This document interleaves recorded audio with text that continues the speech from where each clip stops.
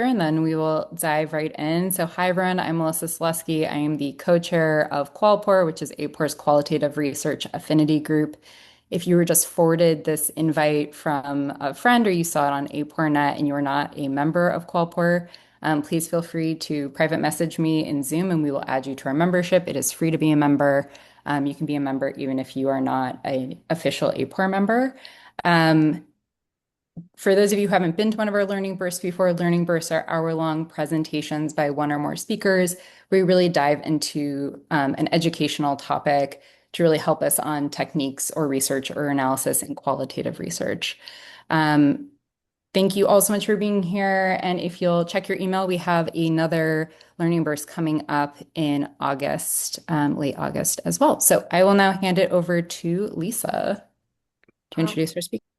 awesome. Hold on one second. Let me pull it up. Great. Well, welcome to our July Learning Burst. We have the distinct pleasure of having Pam Goldfarb-Liss telling us today about her session, DIY Your Own Projectives, a how-to to create your own a how to create your own workshop. Let that get it out. Pam is an expert qualitative research consultant and an idea facilitator who has been listening to consumers for more than 20 years. Her work spans a wide range of categories. She has talked with consumers about everyday items like burgers, toy stores, toilet paper, soda pop, to everyday concerns, including health conditions, family intergenerational dynamics, and keeping kids and teens safe online. That's one of her passions. So she's a very active QRCA member and contributor. Today's session is a reprisal of her presentation, DIY Your Own Projectives, a how to create your own workshop, which was featured in this year's QRCA conference in San Antonio, Texas. Projective techniques use creative exercises to uncover deep thoughts and feelings. And in this session, Pam is going to share her go-to tools and so to help everybody create their own. So join me in welcoming Pam, and thank you in advance for sharing all of your insights and your experience. Well, thank you. Thanks for that wonderful introduction. I think it might even be 30 something years, not 20. I'm just looking at my gray hair.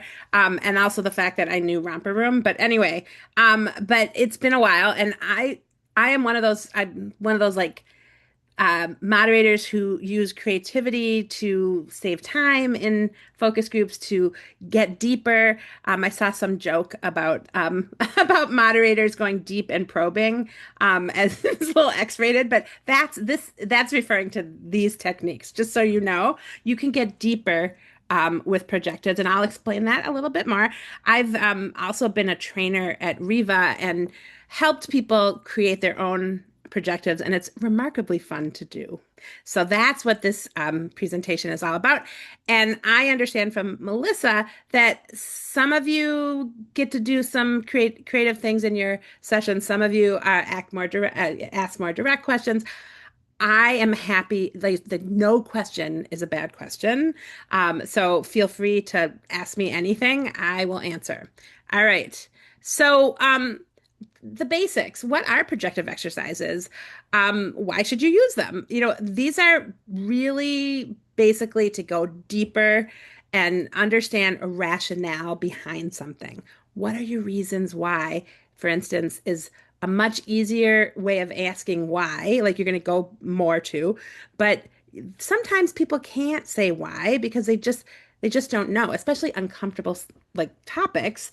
I had a tampon conversation with little girls and their mothers. I mean, this is a very delicate conversation, and we did a lot of projective fun things about sort of what do you remember. We asked mom, what do you remember about that special conversation? And the things that like we did different questions about exercises rather about what memories they had, and they had to bring a special a special tool, a special something that reminded them of that conversation. And we got into some really like crying moments, like memories of mom, handing down, um, you know, just real traditions, and that came into incredible creative territory for our ad agency. And if you've ever, there's a number of campaigns that have been built out of that conversation. That's what projective exercises do.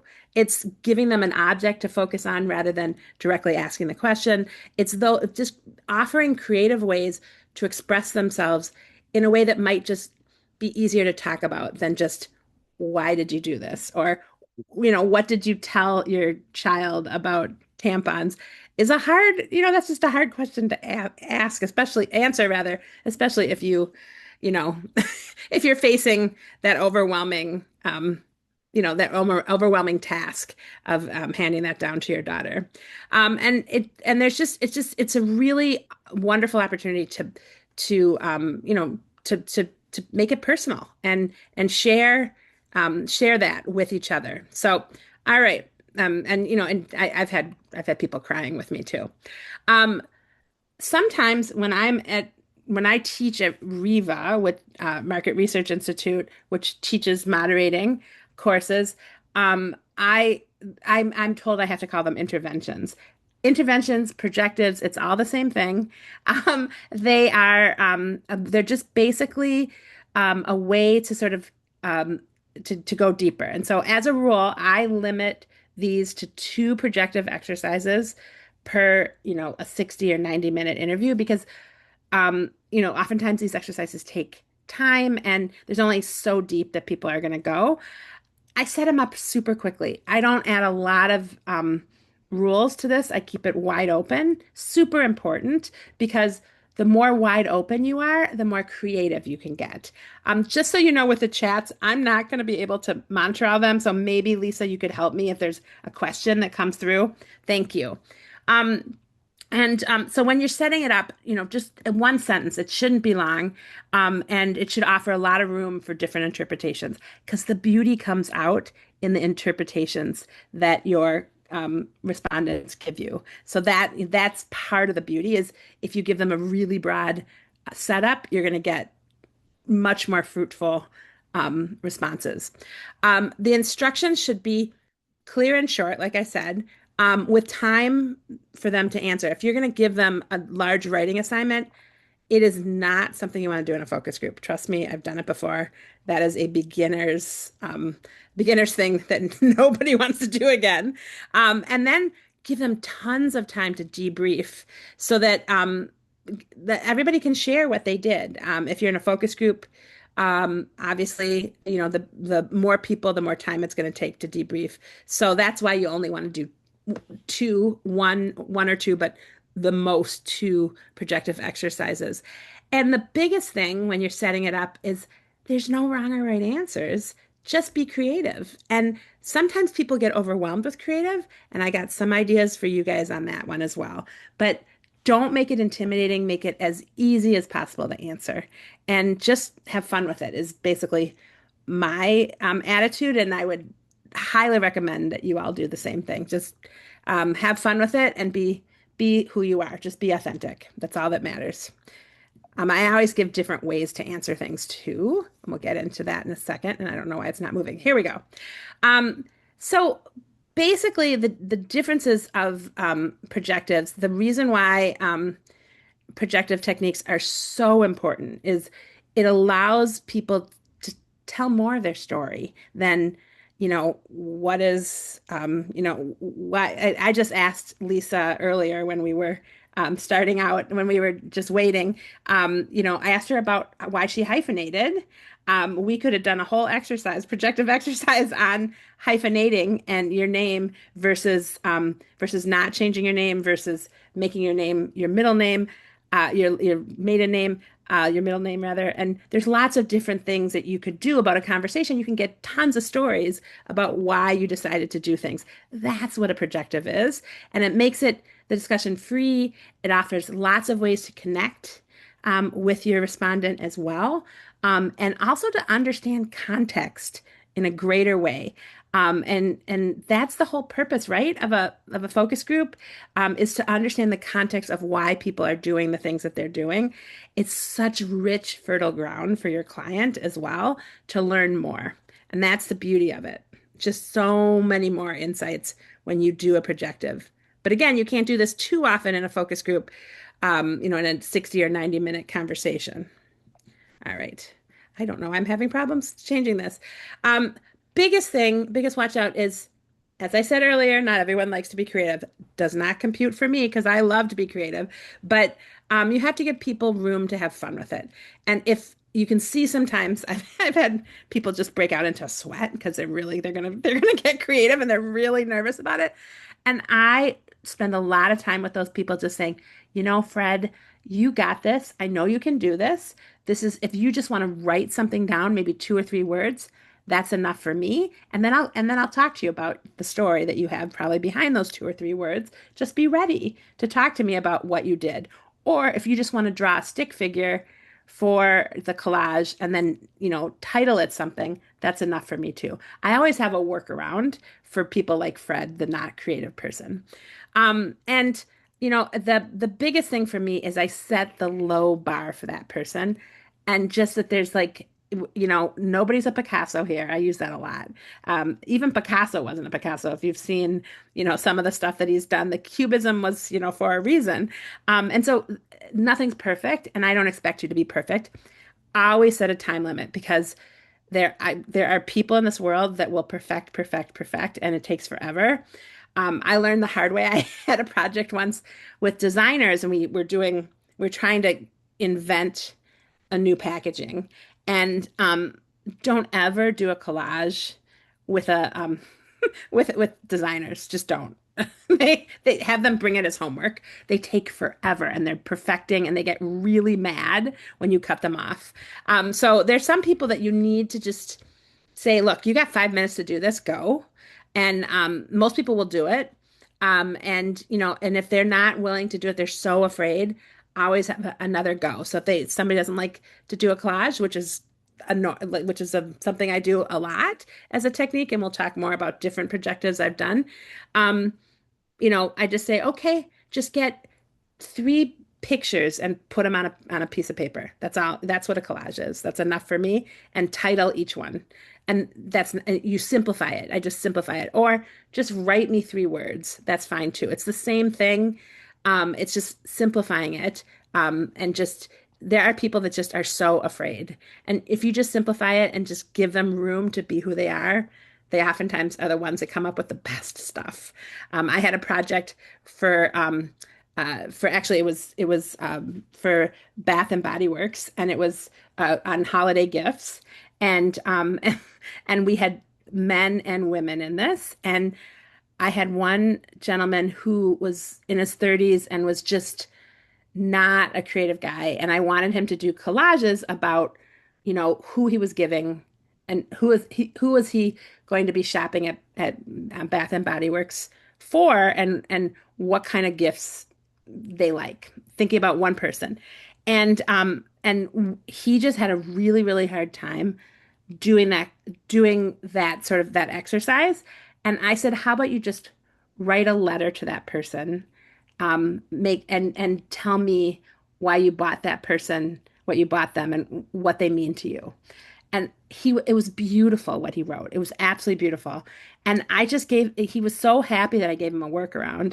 And he won the creative prize. I oftentimes give creative awards. He won that award. So I also make it worth their while to risk take. So if somebody I have a couple of gift cards in my hand for focus groups that are in person, and then online, they'll get the gift card afterwards. I have like a creative winner or a lottery, and it's just great. Those are really fun, and it makes it fun for them to win a prize. And I don't make a big deal about who won so that people don't feel bad, but people like to compete. All right. This is one of my favorites. And I'm giving you lots of ideas. And so remember, Lisa, feel free to, go in, and if anybody has any questions, they can definitely, Lisa can interrupt me. This is called the blob tree. And these are blobs. They are different. People like looking aliens, kind of. They all are doing something different. They have different expressions on their face. And there's like, look at 13, he's got his arms crossed, and there's many different interpretations of what your arms crossed are might mean. I've used this really well with customer service things. I had a project for a hotel chain, and we had to talk to different people about their experience with the hotel, from customers who were actually staying at the hotels to booking agents, who, travel agents who booked the hotels, to to people, also the customer service people at hotels, at the actual hotel, and how it was to deal with the corporate entity and the customer service at the corporate entity, and how they talked about customer service on these tiers.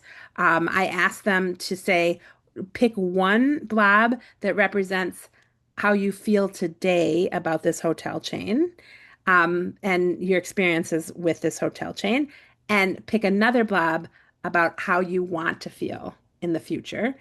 I got such beautiful things about partnership, and look at 11 and 12. Look how beautiful that blob is. They're together, they're hand in hand, there's transparency, there's a bunch of stuff that came through in the future.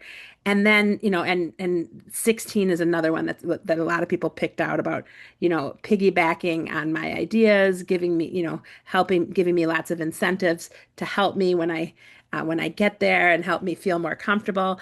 And the ones before were really bleak, like 10, I'm jumping off the edge. I don't know what I'm going to get in any hotel I stay at in this hotel chain.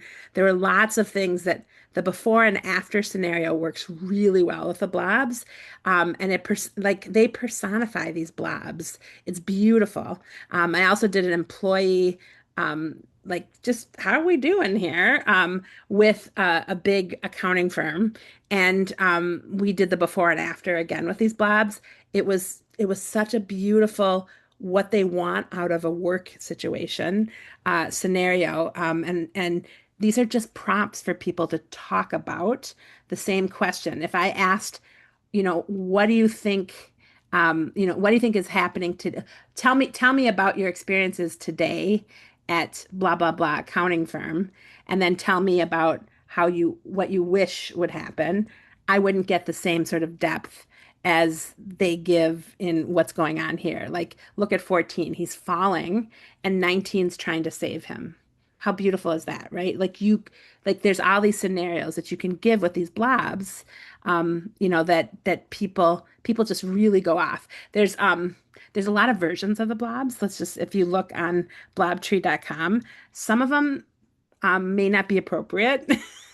But I also do a lot of kids work, and they have great kid stuff. Like, I don't think I would do the 19 and 14 with kids like that.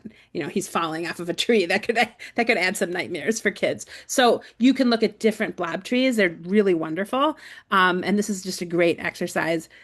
It's also really good to personify a brand. So I've done some work for Diet Coke, when Diet Coke was having a sort of existential crisis. Like, people were drinking a lot of water, and people are like, Diet Coke was made to be the devil, with all of the additives and things like that, before they went no sugar. And they had sort of, where do we go from here? And we had wonderful conversations through the blobs about what Diet Coke is doing now, and where Diet Coke could go for them. Most of them lived at, Diet Coke is a mixed drink, Diet Coke is a treat, those kinds of things. And that was a huge arena for Diet Coke to grow. And you'll notice that they've have all sorts of fun flavors now. There's all sorts of fun things that have been the domain that were brought out of the Blob Tree conversations, that I had and other moderators had. It was really productive. It's a great conversation to make connections on, if that makes sense to you. All right. Any questions about the Blob Tree, Lisa? I don't see a ton of questions about the blob tree, but Sandra shared a resource from Amazon where she has used the blob trees before. There's the blobtree.com website. And John did have a question earlier about What is the creative award? So that might have been on your earlier Oh, point. okay. I'll just go Mhm. back quickly. I award for, really fun ideas. And totally, it's kind of esoteric. I mean, I kind of do it to make people not be afraid. It's a competition. I make it a competition. So the creative award might be, for somebody, it depends on what the exercise is, but if, the best collage or the collage that explains the most to Diet Coke or those kinds of things, like something, and they would get it as sort of like, and it's an award that I would tell them ahead of time about. We're all competing for this award, so I want to see the love letter you'll see what a love letter is in a second. That tells me the most reasons why you love Diet Coke, and then they write these beautiful it just gives them an incentive to work a little harder for me, and you use that however ways you can. I'm a little I'm all about rewards. And it's sort of that's what it is. And it can be small things. Like I sometimes it's a $25 gift card to Target. Sometimes it's, a piece of chocolate, a box of chocolates or something. It doesn't have to be fancy. It's just a way to make it a little competitive. That's what a creative award is. I use it in that way. All right. So I'm glad that somebody has used the blob trees. They're fabulous. And they come in digital versions. You can show it. You could, if you're doing focus groups online, and they also come in flashcards, which are fun. And like this, and you use them in different ways. I love the stick person. I'm a huge fan of a stick person. It is a great way to sort of um, understand who your consumer is and what your consumer does or what your brand does. It's a really fun way to sort of take the question of who uses this brand and really dress it up, literally and figuratively, with more details. So this is you literally put a stick figure on a piece of paper and you ask, if you have a focus group, you ask the whole room, you give them each their own stick figure, and you ask them either in small teams or each individually, depending how big it is, how big of a focus group it is. Like if I have a 6-person focus group, I'm going to do 2 groups of 3. If I have a 3-person focus group, I'm going to do it all individually. So we have 3 debriefs. So, you just use your time wisely. I ask them and I prompt them one by one. Okay, so we're gonna dress up. Let's use peanut butter, different brands of peanut butter. We're gonna dress up Jif. If Jif were gonna come to meet you today, what hat would he be wearing? Or would he or she be wearing? What is he or she? Is he a he or is he a she or a non-binary person? What does Jif look like? What kind of does Jif wear glasses? Does Jif wear mascara? And talk through what kind of things make Jif unique, and how do you envision Jif? Does Jif what kind of music does Jif listen to? What kind of drink does Jif drink? And then, what kind of shoes Jif wears. And then you do another brand like Skippy, and you ask them to do Skippy. And then you have them side by side present the 2 brands and why Jif might be a I don't know, a pot smoking Grateful Dead, right? Grateful Dead guy, where Skippy might be, a tie wearing, um, you know, guy that listens to, only listens to the classics. And you learn a lot about your brand by how the consumers dress your brand and what kind of accessories the consumer puts on your brand, and how it's personifying a brand. It also is really, really good to understand what you're doing differently and if it fits, if they're actually understanding what you do or any other nuances can come out. the peanut butter project that I did do had some interesting things about unsuccessful flavoring, and the idea of natural versus, something with sugar. And there was a lot of really, really good insights for my brand, my client who wound up making some really good variations that wound up helping them compete more with a whole line of boutique peanut butters that were just coming up. So all those things are really important things that come out. And a stick person project is really fun to do because everybody can draw a stick person and everybody can draw and add different things on there. It's not about skills. This is evens the playing field. I hope that makes sense. I also do a variation of this where I do a brand party and I might put three stick figures side by side and ask them to identify three brands that might be having fun with the peanut butter, with Jif peanut butter, and have them, set up different scenarios with Jif peanut butter. I'm sure you can adjust that for all of your clients and, who the competitive arena is. And I ask them, they're going to a party together, what are they going to wear at this party? Who's going to be the first one to talk to somebody else? Who's going to be the person that sits in the corner? And what are they going to do in the corner? And then, or if anything, and then who's going to be the person that is planning everything and making sure everything goes well at the party. You just set up different scenarios for them at that brand party so that you understand how the different brands or services interact with each other. That's another way to do that. So it's kind of a fun way to take the stick figures and then, multiply it and get a lot more information more quickly than just, one or two brands, at a time. Does that make sense? Any questions, Lisa? Is there any questions about the stick person exercise or the brand party exercise? I don't see any, not as of right now. Hmm. Guys, feel free to ask me whenever you want. These are some ideas. You can always riff on this, which is kind of fun. That's the whole idea of projective exercises is to have fun. And that's why it's called what it is. So I do a lot of selfies just for my own enjoyment. I'm kind of weird. So this is this is something I call Frankenstein it. Different people call this exercise $6 Million Man, but I've again just kind of like romper room. I age myself when I use $6 Million Man. So everybody has a different way of calling this one. But it's basically make sure that you make if you're doing it like I do a lot of kids work, and so I have to make it.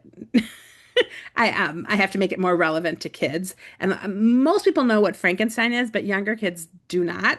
So sometimes I call it, monster. Create your monster. And put together a monster. You get to rebuild it and make it a better monster. But that's the whole idea. The idea is to create.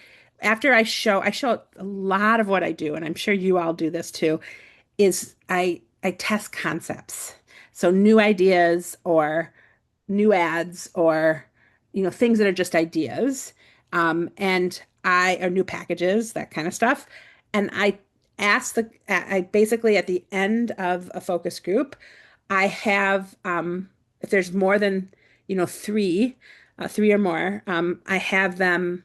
I put them all the concepts on pieces of paper, and I ask the kid and I give the respondents a bunch of tape, like Scotch tape, and scissors, and I allow them, and then another clean sheet of paper, and I allow them to create a better concept, is what this idea is. You Frankenstein it, because Frankenstein was, a monster who had like the best parts of different people.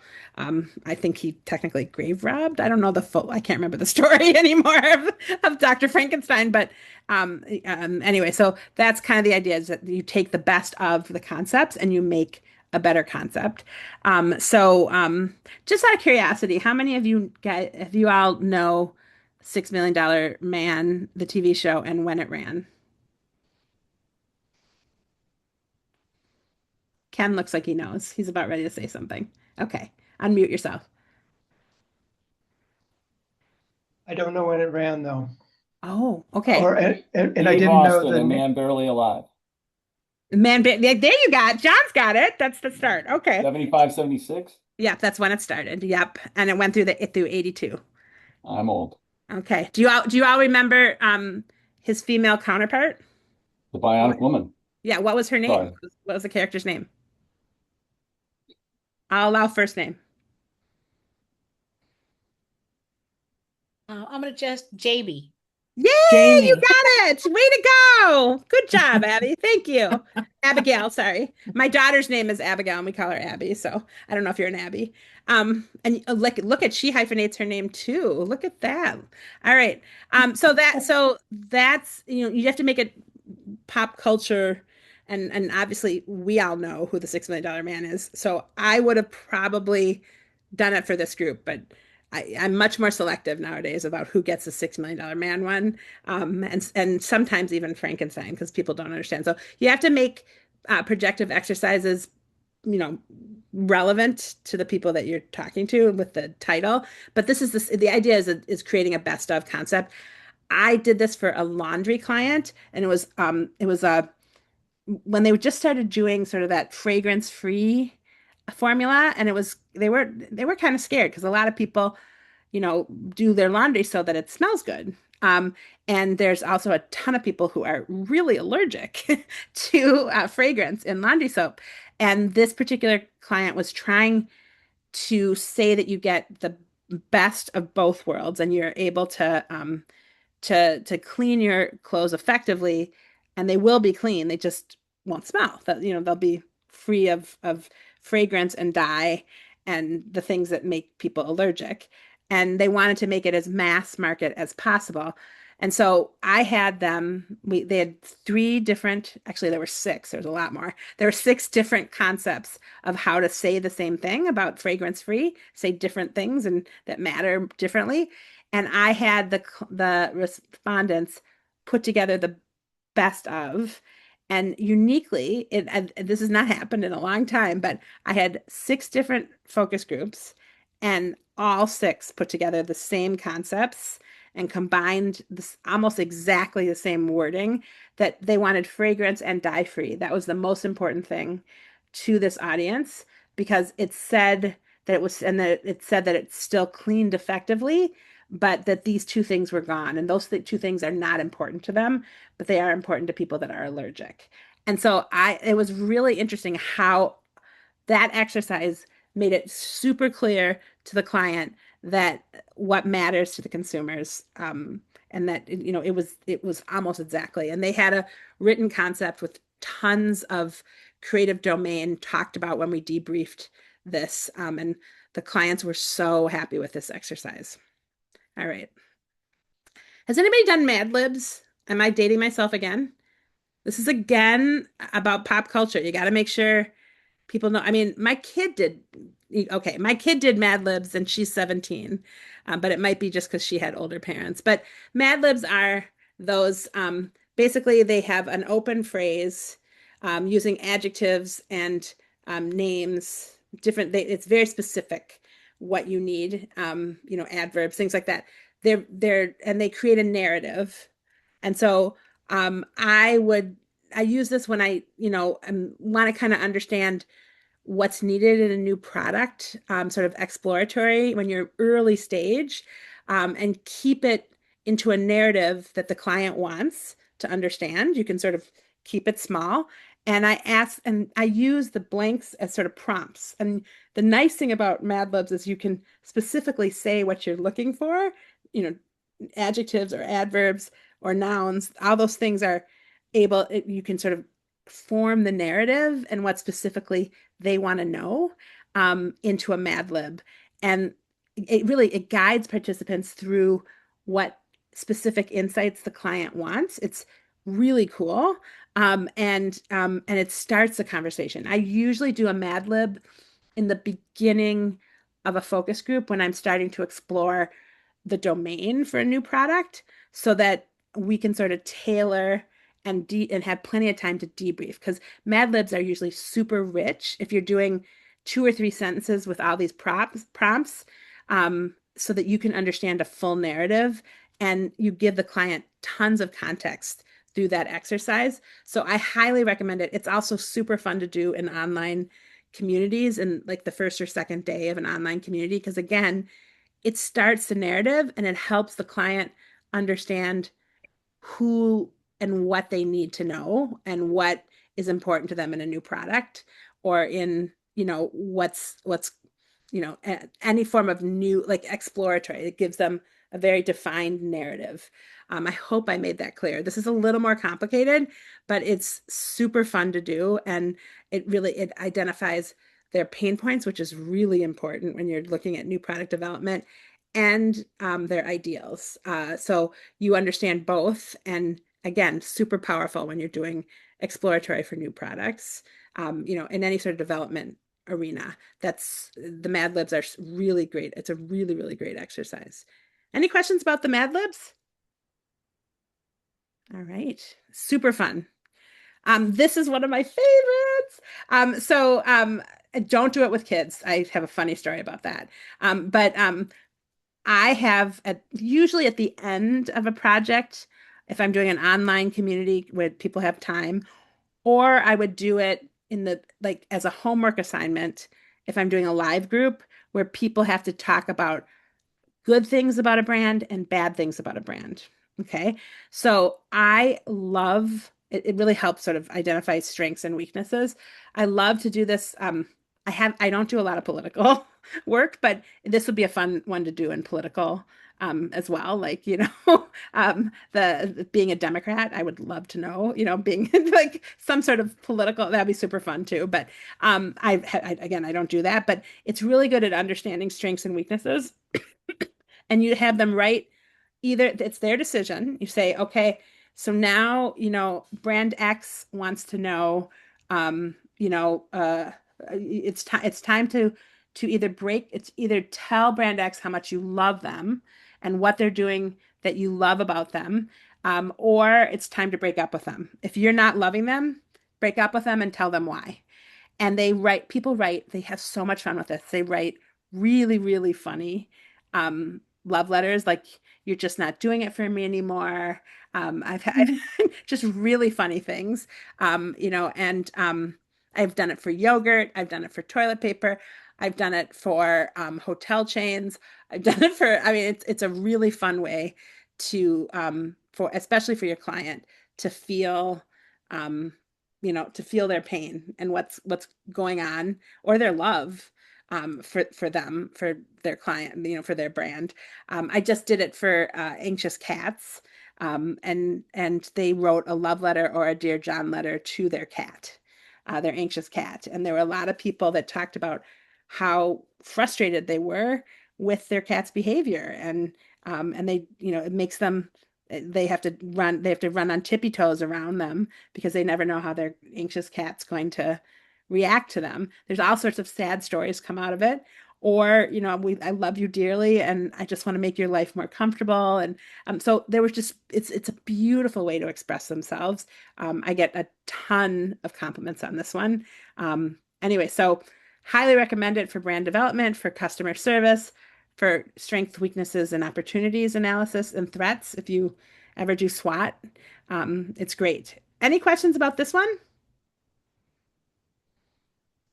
All right. This is another one I love, and I'm giving you all my secrets, so I hope you're taking notes.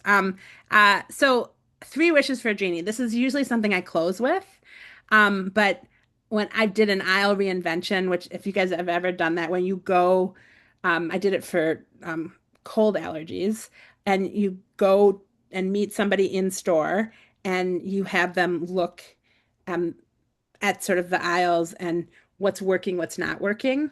I actually said, okay, a genie has come. And here's the I gave him a little, like a vase, you just rub this vase and the genie is going to come out and grant you 3 wishes. Tell me how you're going to make this aisle better. and they did a great job. Like I got great stuff out of this. I do it at the end of online communities as well. Give me 3 wishes to make this better. People love the opportunity to make things better, and that everybody knows about, I mean, Aladdin and his genie, right? Everybody knows that story because it was a cartoon. It was a Disney cartoon. All right, it works for all ages. It's a great example. Any questions about this one?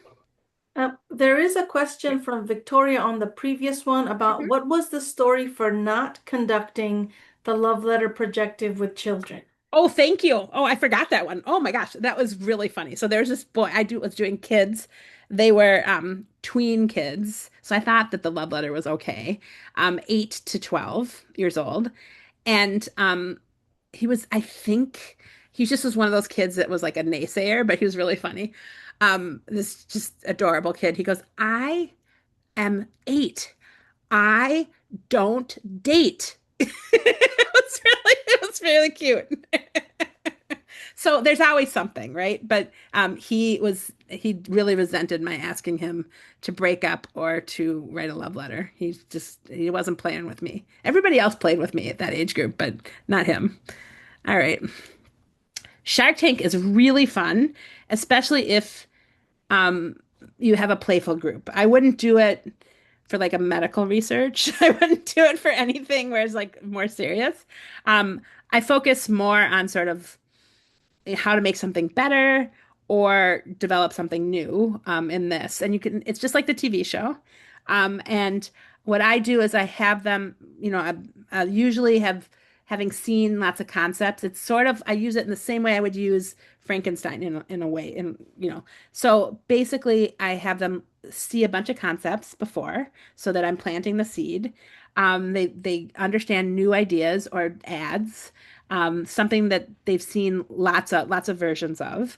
And then I break them into small groups, and they are the entrepreneurs, and they get to develop their own product that would be something that would be either like what they were shown or something that maybe they would make even better. Or it's completely different but better that meets, and I give them specific instructions of the objectives, what we're trying to do here. And, if they don't think that these concepts work for that, go ahead and make something that, it's got for instance, I did a product, like, I don't know if you guys are aware of those cheese and they're little kits, they're little lunch kits, and they have like little cheese cubes, and they have sometimes it's chocolate, sometimes it's dried cherries. Anyways, they're snack packs basically, protein snack packs. And so I showed them a bunch of different concepts. These were teenage kids, a bunch of different concepts that had different things inside of them, and in different sizes. And I asked them to, you've seen all these ideas. Now I'm going to split you into, there was 8 in each group. So I split them into 3 groups of 2 and 3, because anyway, it wasn't completely even, but and then they had to create a different idea. And most of them stayed within the same arena, but they all knew that they had to create a new idea for a snack pack and present it to the sharks. And the sharks and the winner, again, I used the creative prize. The winner would get, each team member would get they got a gift card to a Target, like a $25 Target gift card.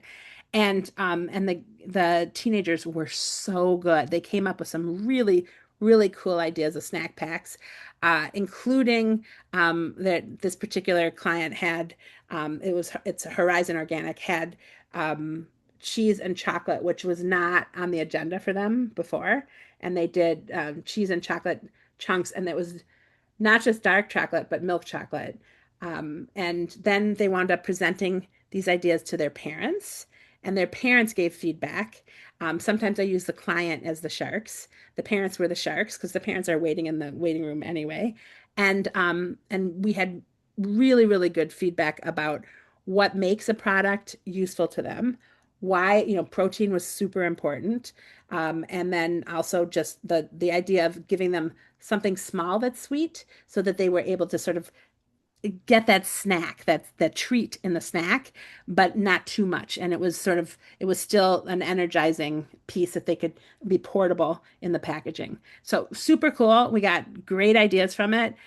Shark Tank is a great tool to use, in that way. It sort of gets teams together, it gets creativity, but usually it's a longer focus group, like 2 hours. You can't do this in a tight timeline. This kind of thing takes about 20 to 25 minutes. Make sense? All right. Any questions at all, Lisa, on this one? I don't see any more questions for now. Okay, Thank I you. am almost at my end because I want you guys to ask real questions and have time to ask real questions. So, projective, I literally took the meaning of this. A good projective is it's just indirect. It just allows you to project and go deeper. That's literally what it means. And anything is a is a good um you know is a good projective. Now, again, I'm going to test your knowledge, all those people that might have lived during my timeline. What is this that my face is coming out of? Does anybody know what the name of this toy was? Michelle? No, do you remember, Michelle? I'm seeing you. John, any of my The Viewmaster. Viewmaster. Yes, you Yeah. got it. Was that Rebecca? Good job. Yep. Good job. Thank you. That's right. So all right. So again, with it's avoid those direct questions like, do you like this hammer? Um, if this hammer were a person, what kind of person would that be? That is a projective. It's that simple. It's not hard to do. So what's another way that I could ask that? Just that was anybody. What's another way that you might ask that same question as a projective? Oh, guys, come on. Jump into the fire.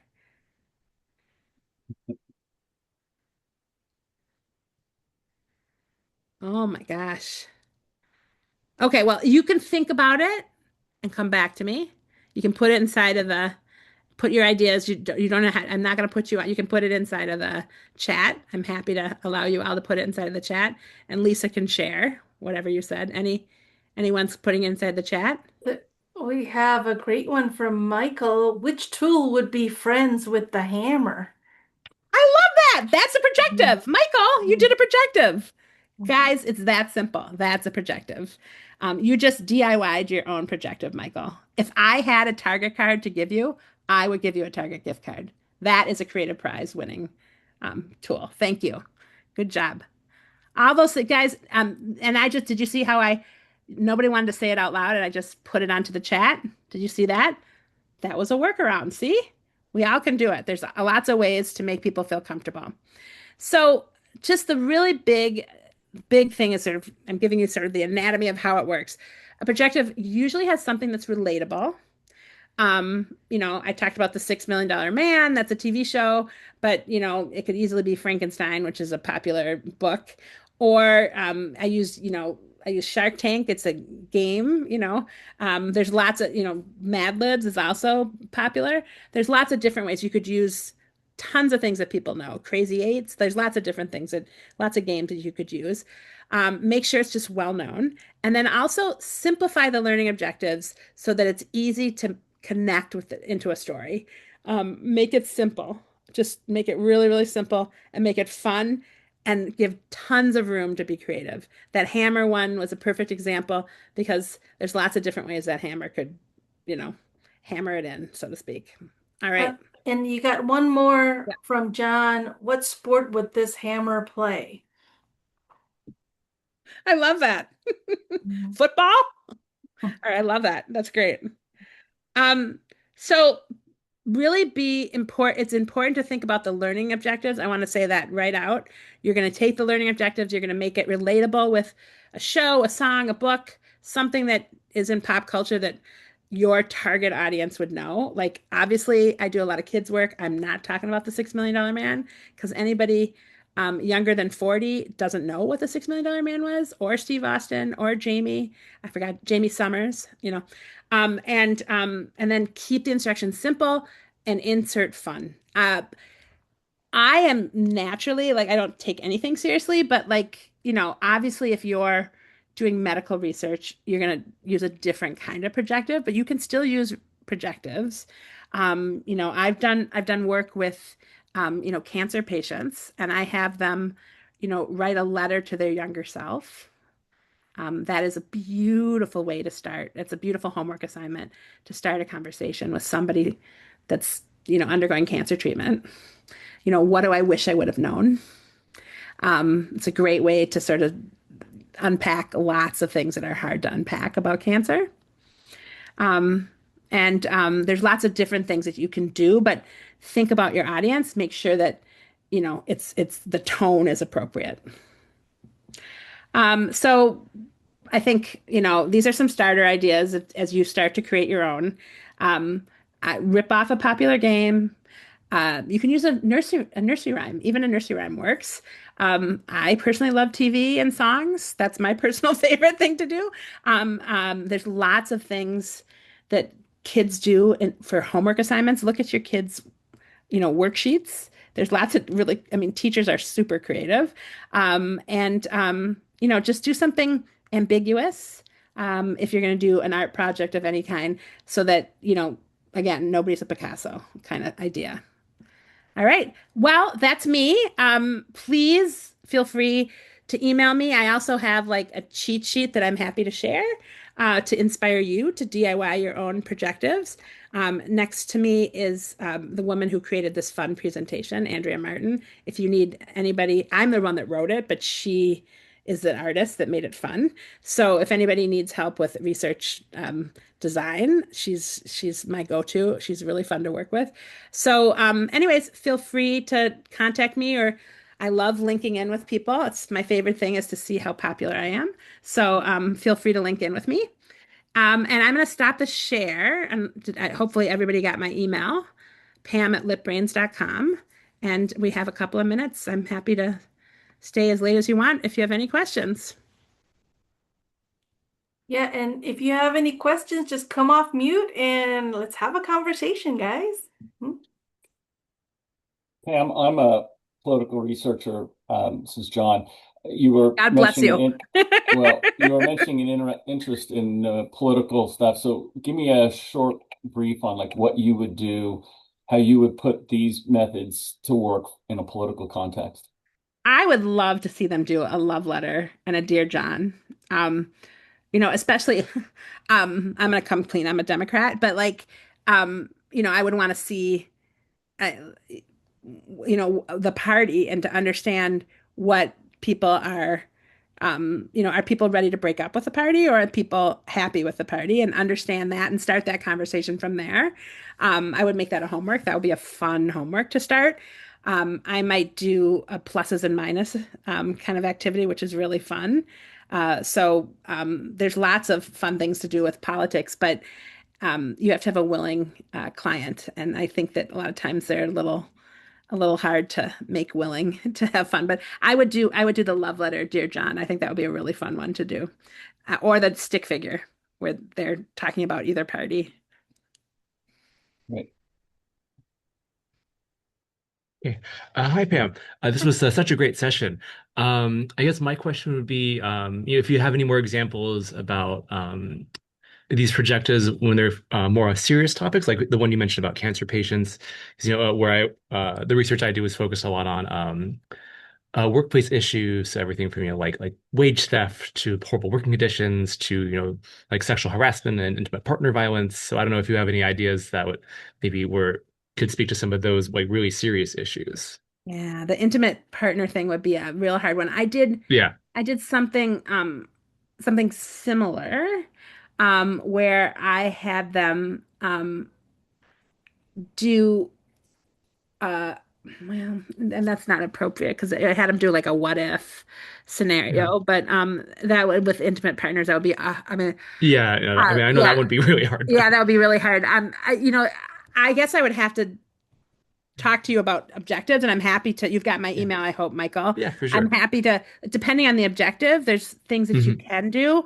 I'm just like blanking on how to do it, but like there's also lots of ways that you can sort of have them articulate through, I've done situations where I had kids who had gone through trauma, and I Hmm. had like a sandbox that was filled with kinetic sand, and I had Okay. them create if trauma looked what trauma looked like to them, Wow. and then had them talk through what they created. It's an abstract art piece, and they talk through what they did with the kinetic sand. Um, Wow. and so their shapes were really sharp. And I said, the shapes are sharp. Help me understand. Yeah. This is one kid's thing. Help me understand why the shapes were sharp. What does that Hmm. mean? What is this? You created a circle. What does the circle mean? Those kinds of things. So Hmm. sometimes they don't even know what they're doing, and then they Right. can talk Yeah. through it. It's really fun. But making it as easy as possible for them Hmm. to express themselves would be sort of what I would do. And also like I've done other things with, and it's mostly with kids where I do these kind Right. of trauma stuff, but I set out a bunch of toys, and they come into the room, and I have them pick a toy that represents them to Hmm. introduce themselves through the toy. Who is this toy? What is this toy about? And then I bring the topic up. How does the toy how do you think that what the toy would do with this topic, or those kinds of, you can Mm. just ways for them to project onto something else. Oh, I see. Yeah. Yeah. So, and I've also used Legos before to Hmm. talk through difficult subjects. We did breast cancer and testosterone cancer with high school kids, and we went into high schools and had them talk through the screenings and what they know about it and what they fear about it, and we had them Hmm. um, build sort of what they think, breast cancer, what is breast cancer about, where do they go, those kinds of things. And they created like sort of a box, Hmm. and what does the box mean? Like it puts me into a box, and then da, da, da, da. Like there was a bunch of Right. things. So you can express yourself in many. Kinetic sand is really fun. Legos are Hmm. super easy, and to let go. And toys, that's how I use them with difficult Right. subjects. But Hmm. yeah, if you have any specific ones like objectives, I'd love to get creative that way with you. Yeah. Yeah, you have to be really sensitive to where Of they're at. course. Yeah. It was still, I mean, this is all really fascinating. Thank you so much. Well, I know we're right at time, so thank you all so much for being here, and a huge round of applause. Thank you to Pam for joining us and for presenting and sharing all this information. Um, I love pushing all of us to be more creative. As a reminder, we will share the recording up onto the APOR YouTube page. So this will be accessible later. If you want to share it with folks, just give us like 2 weeks. It takes a minute to get it up there. And then please join us for the August Learning Burst on August 11th at 1 p.m. Pam, thank you so much. And thanks You're everyone for being welcome. here. And guys, call me with any, I can troubleshoot. Especially John, I'm really interested in what you do. That's really cool. I'm too scared to do it. Thank Okay. you. Thank Thanks, everyone. you. Thanks. Bye-bye.